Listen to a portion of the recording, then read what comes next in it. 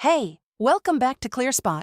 Your plant can be fully built, fully commissioned, and still unable to export power when the grid is congested. For many European projects, that's no longer a theoretical risk. It's happening right now. In this episode, we'll talk about what it means for a 20 megawatt plus site when the grid can't keep up with solar growth.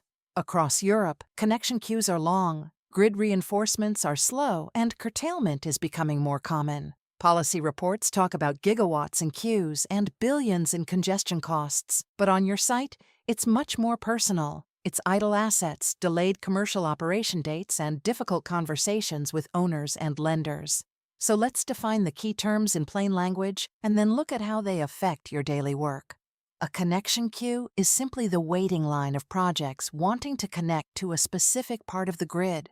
When too many projects pile up, the grid operator may delay connection dates or limit how much each plant can export. Congestion is what happens when the physical network can't move all the power being produced. Some plants have to be turned down. Curtailment is the controlled reduction of your output by the system operator, even though your plant could physically produce more.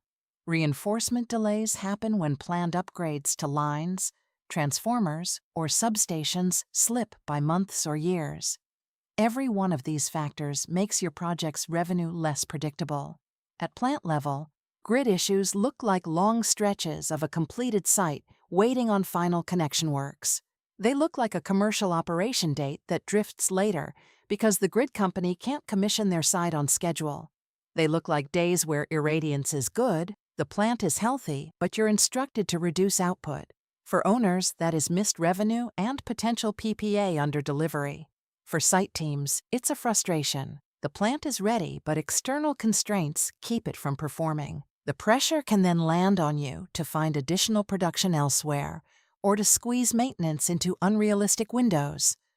When the grid side causes delay or curtailment, evidence quality becomes critical.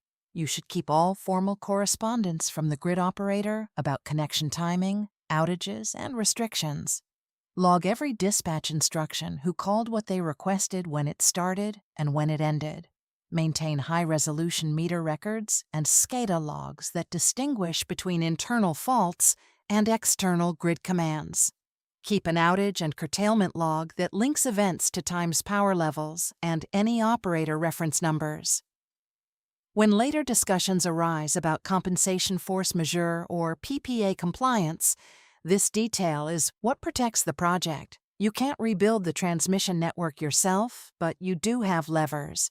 First, tighten your interface management with the grid operator through regular coordination meetings and clear points of contact. Second, look seriously at storage, where curtailment is frequent because batteries can capture energy that would be spilled. Third, adapt your operating strategy schedule, more maintenance during likely curtailment periods, and protect peak value hours. Finally, feed accurate curtailment and delay data back into contract discussions so future agreements better reflect reality. Grid issues are not just infrastructure headlines, they are operational and contractual realities for large solar plants. As a site manager, you can't fix the wires, but you can make sure your plant is never blamed for problems it didn't cause. Your action this week audit whether your current reporting clearly distinguishes internal faults from external grid constraints. If your logs blur, that line, start tightening definitions and event coding now before your next curtailment dispute.